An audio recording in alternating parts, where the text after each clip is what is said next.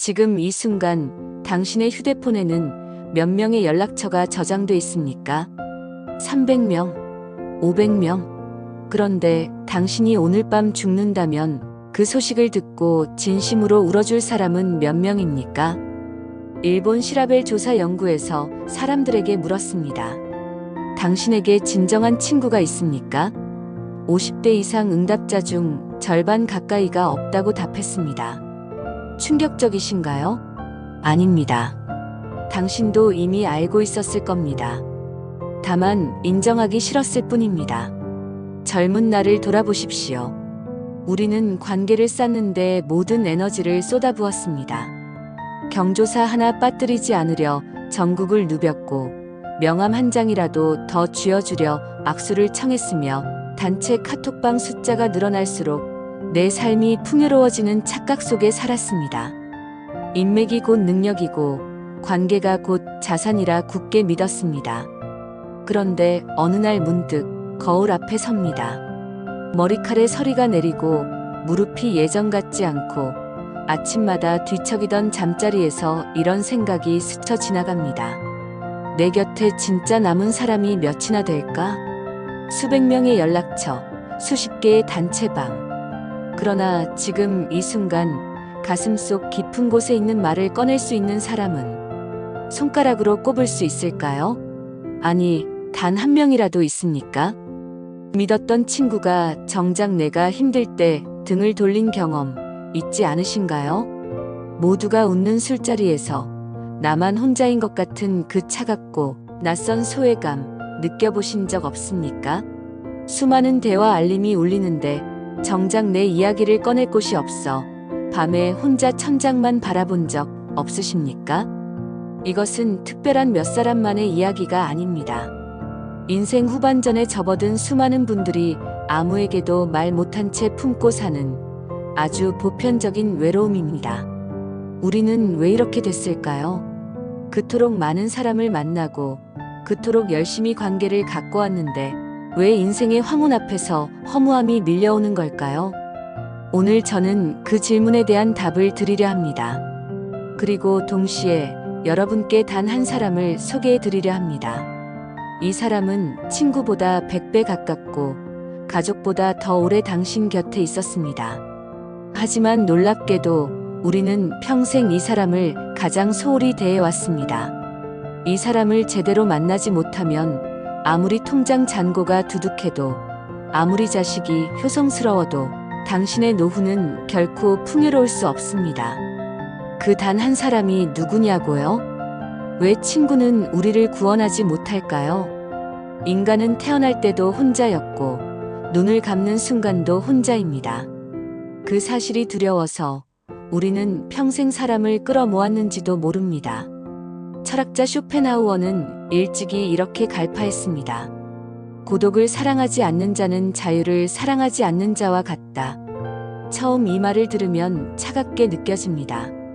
심지어 냉소적으로 들리기도 하죠. 그런데 인생의 연륜이 쌓일수록 이 문장이 냉혹한 진실이 아니라 따뜻한 위로였다는 걸 깨닫게 됩니다.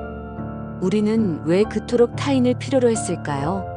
솔직하게 들여다보면 우리가 관계에 집착했던 이유는 순수한 애정만이 아니었습니다. 우리는 타인을 통해 나의 존재를 확인받고 싶었습니다. 누군가 나를 알아봐 주길, 인정해 주길, 당신은 괜찮은 사람이오라고 말해 주길 기다렸습니다. 타인의 눈에 비친 내 모습이 곧 나 자신이라고 믿었기 때문입니다. 그것은 일종의 거울 중독입니다.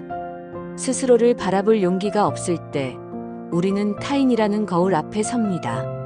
그 거울이 나를 아름답게 비춰줄 때는 살 것 같다가도 거울이 조금이라도 흔들리거나 깨지면 존재 전체가 무너지는 것 같은 공포를 느낍니다. 그래서 더 많은 거울을 모으고 더 좋은 거울에 집착하게 됩니다. 하지만 타인은 결국 타인입니다. 아무리 오래된 친구도, 아무리 가까운 가족도 그들은 자신의 삶을 살고 있는 독립된 존재입니다. 그들이 나를 사랑하지 않아서가 아닙니다. 그들도 자신만의 두려움과 외로움을 안고 살기 때문입니다.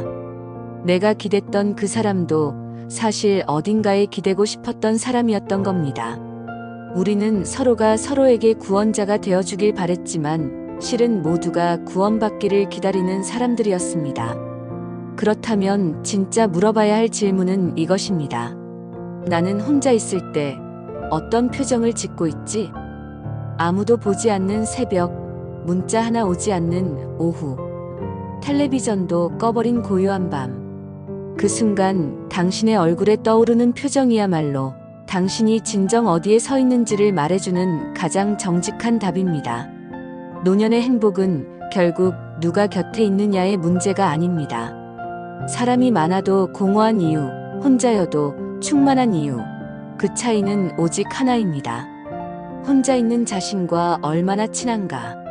자기 자신과의 관계가 모든 관계의 뿌리이기 때문입니다.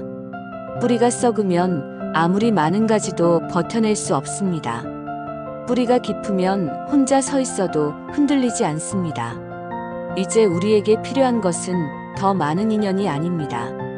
타인의 시선이라는 오래된 감옥에서 걸어나와 평생 외면해 온 그 한 사람과 처음으로 제대로 마주 앉을 용기입니다. 이제 이론이 아닌 실전입니다. 머리로 아는 것과 몸으로 사는 것 사이의 거리, 그 거리를 좁히는 것이 진짜 변화입니다. 오늘 제가 드리는 3가지는 거창한 실행이 아닙니다. 지금 이 자리에서 오늘 저녁부터 시작할 수 있는 아주 조용하고 작은 혁명입니다. 첫 번째 실천은 내 안의 어린아이와 화해하기입니다. 잠깐 눈을 감고 떠올려 보십시오.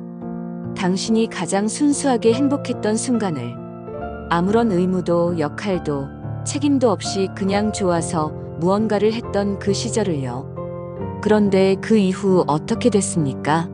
어른이 되면서 우리는 그 아이를 조용히 방 안에 가뒀습니다.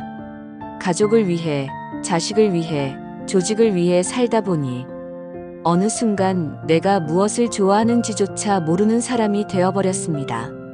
좋아하는 음식이 뭐냐고 물으면 아무거나라고 답하는 분들 혹시 주변에 계십니까? 아니, 혹시 그게 바로 당신이신가요? 그것은 겸손이 아닙니다. 오랜 자기 방치입니다. 지금 당장 시작해 보십시오. 오늘 저녁 아무도 없는 공간에서 스스로에게 딱 한마디만 건네보세요.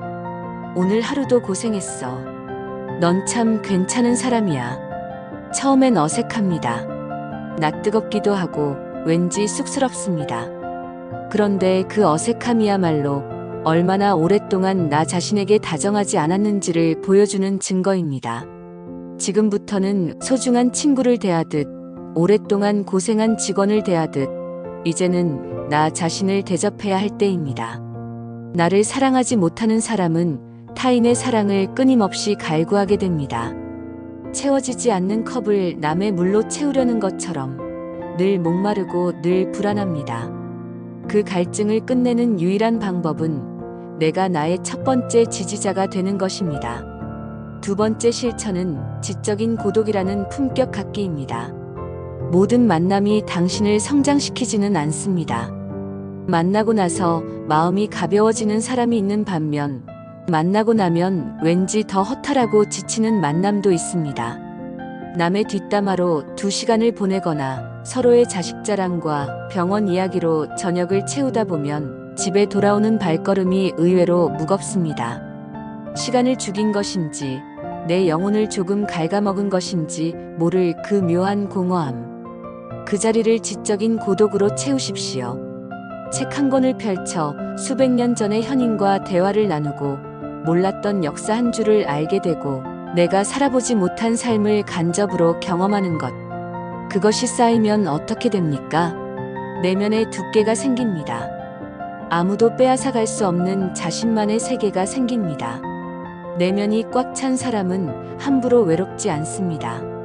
그리고 아이러니하게도 스스로 충만한 사람에게 사람들은 더 끌립니다. 무언가를 절박하게 원하는 눈빛이 아니라 그 고요하고 단단한 분위기가 사람들을 자연스럽게 당신 곁으로 끌어당기는 것입니다. 지적 성장의 나이 제한은 없습니다. 70에 시작한 공부가 50에 펼친 책 한 권이 당신 인생의 가장 빛나는 챕터가 될 수 있습니다. 세 번째 실천은 내면의 관찰자 세우기입니다. 당신 안에 두 사람이 있다고 상상해 보십시오.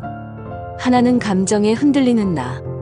서운하고 억울하고 불안하고 때론 분노하는 나. 그리고 또 하나는 그 모든 감정을 조용히 바라보는 나. 판단하지 않고 다그치지도 않고 그저 지금 내가 많이 서운하구나 하고 알아채는 나. 두 번째 나. 바로 그것이 관찰자입니다. 친구의 무심한 말 한마디에 며칠을 앓는 이유. 단체 카톡방에서 내 말이 묻혀버렸을 때 괜히 잠 못 드는 이유. 그것은 마음이 여려서가 아닙니다. 내 안의 관찰자가 힘을 잃었기 때문입니다. 감정의 파도에 빠져 허우적댈 때 관찰자는 우리를 수면 위로 끌어올려주는 내면의 닻입니다. 오늘 밤 딱 세 줄만 써보십시오. 오늘 나에게 어떤 감정이 왔는가? 그 감정이 어디서 왔는가? 그 감정에게 내가 해줄 말은 무엇인가? 그 세 줄이 쌓이는 날들이 곧 자기 이해의 역사가 됩니다. 그리고 자신을 깊이 이해하는 사람은 타인의 인정이 없어도 스스로를 지탱할 수 있습니다. 그것이 진정한 노후의 권력입니다. 누가 알아줘야 사는 사람이 아니라 내가 나를 알기에 흔들리지 않는 사람. 그 사람이 바로 인생 후반전에 당신이 되어야 할 모습입니다. 가장 든든한 아군은 바로 당신입니다. 당신의 인생이라는 긴 여정에서 처음 그 자리에 있었고 마지막 그 자리에도 있을 단 한 사람. 기쁠 때도 무너질 때도 아무도 몰라주는 밤에도 끝내 그 자리를 지킨 사람. 그 사람이 누굽니까? 바로 당신 자신입니다. 친구는 아름다운 정거장입니다. 어떤 정거장은 따뜻하고 어떤 정거장은 잊지 못할 풍경을 선물해 줍니다. 하지만 기차는 결국 떠납니다. 머물 수 없기 때문입니다.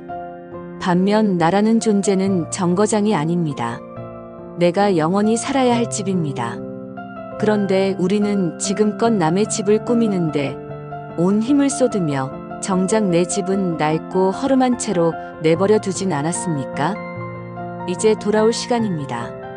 타인에게 쏟았던 에너지의 절반만, 딱 절반만 당신 자신에게 돌려주십시오. 나를 가장 오래 알고 가장 깊이 이해하며 어떤 상황에서도 끝내 배신하지 않을 유일한 존재. 그 사람과 이제 비로소 생애 가장 뜨겁고 가장 성숙한 연애를 시작하십시오. 인생 후반전의 진짜 주인공은 당신입니다. 오늘 끝까지 함께 해주신 여러분께 진심으로 감사드립니다. 이 영상이 누군가에게는 오래 묵혀둔 감정을 꺼내는 계기가 되길, 누군가에게는 지금 이 순간부터의 새로운 출발선이 되길 바랍니다. 여러분은 지금 이 순간에도 충분히 잘 살아오셨고 누구의 곁에 있지 않아도 그 자체로 충분히 빛나는 분들입니다. 한 가지만 여쭤보겠습니다. 오늘 나 자신에게 건네고 싶은 말 한마디가 있다면 무엇입니까? 거창하지 않아도 됩니다. 오늘도 수고했어 한마디면 충분합니다. 당신의 말이 또 다른 누군가의 하루를 살게 할 수도 있습니다.